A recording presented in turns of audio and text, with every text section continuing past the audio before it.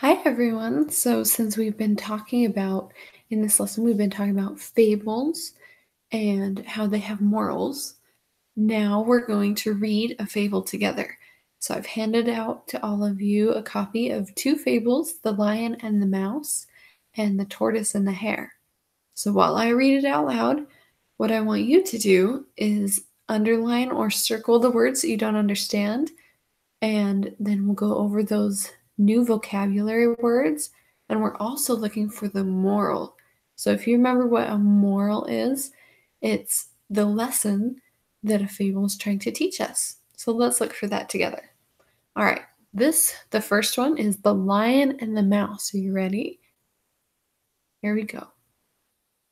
Once, when a lion, remember what a lion is? With the big manes around their head? Once when a lion, the king of the jungle, was asleep, a little mouse began running up and down on him. This mouse was small, remember? The lions are big animals and the mice are small. This soon awakened the lion, who placed his huge paw on the little mouse and opened his big jaws, jaws is their mouth, to swallow him. "Pardon, O king," cried the little mouse. "Forgive me this time. I shall never repeat it." To repeat is to do something again. "I shall never repeat it, and I shall never forget your kindness. One of these days I may be able to do something good for you." The lion was so excited by this idea of the mouse being able to help him that he lifted his paw and let him go. Some time later, a few hunters captured and tied him to a tree. After that, they went in search of a wagon to take the lion to the zoo. Remember when we talked about a zoo? Just then, the little mouse happened to pass by. On seeing the lion's plight, he ran up to him and gnawed or chewed away the ropes that bound him up, the king of the jungle. "Was I not right?" said the little mouse, very happy to help this lion. So what do you think that the moral of this story could be? Why did a little mouse help a big lion? If you have any ideas, raise your hand and share. I hope you wrote some good vocabulary words down as well. There's a lot of fun words used in this fable. So share with a partner for a second what you think the moral of this fable is. And then we're going to read another fable. All right, so the second fable is called The Tortoise and the Hare.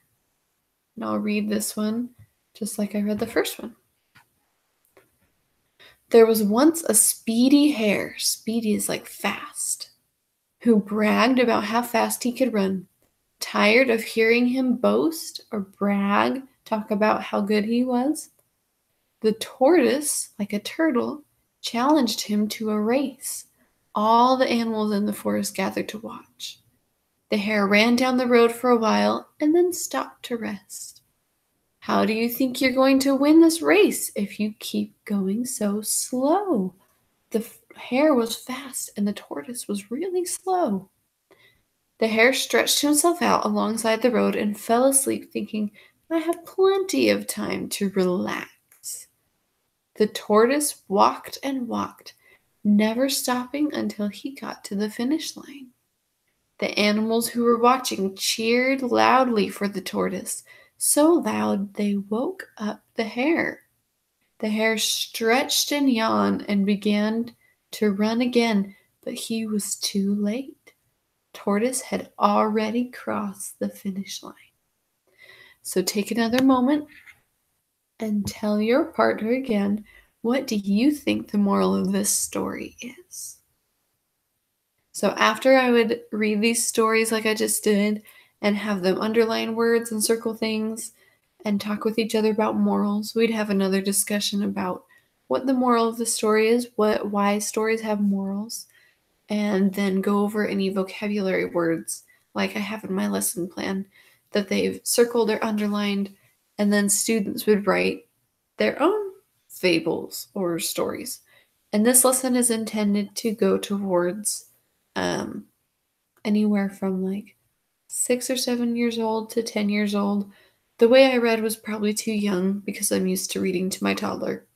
But I think the idea I have is probably okay to read them stories, to teach them new vocabulary words, and also to discuss what a moral might be, and also to have them share their favorite fables in from their culture or just in English.